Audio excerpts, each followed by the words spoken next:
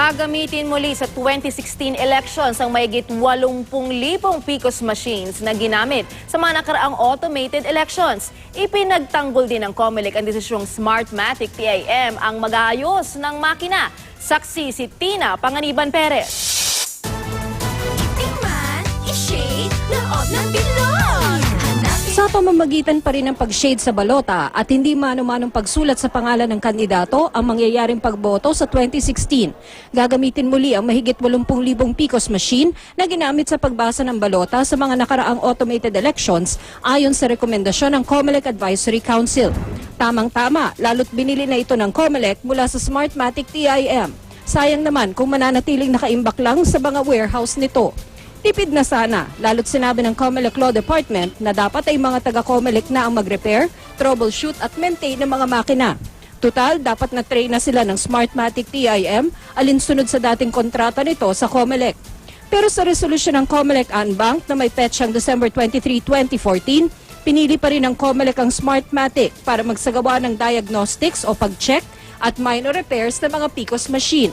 Pinapayagan daw ang direct contracting sa Smartmatic o di na pagdaan sa bidding dahil Smartmatic ang eksklusibong manufacturer at supplier ng PCOS machines. Paliwanag pa ng COMELEC chairman, magigipit na. Matagal itong diagnostics kasi it would take over 150 days to review all the 82,000. Very risky kung bibigay namin sa iba. Kasi ang manufacturer nitong makinang ito is Smartmatic. So sila makakakita kung ano makikita nila mga defective at anong dapat i-repair. Nanaigang 5 sa 7 miyembro ng Anbank kahit 2 commissioner ang gusto sana ng public bidding. It's also important to look at the process because I think the process is as important as the result. Because in the end, what we're after is the credibility of the election, the acceptability of the election results. Ayon kay Brillantes, 300 billion pesos ang magagastos para rito at hindi 2 billion pesos gaya ng mga napaulat.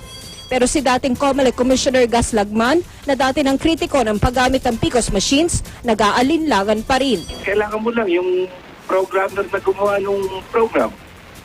Tapos sabihin mo, baguhin mo yung resulta. Hindi nakikita yung pagbibilang. Walang nakakita yung canvassing. So, kontrolado nila ang resulta. If it is true that it can easily be tampered, then show us how it is done so that we can correct it in 2016. Sir, If he cannot prove it, then he should stop talking. Nanindigan naman ng Smartmatic TIM dahil ito ang nag-manufacture at ang tanging supplier ng mga spare part ng mga PCOS machine, ito lang ang may kakayahang tiyaking gumagana ng maayos ang mga makina. Ako si Tina Panganiban Perez, ang inyong saksi.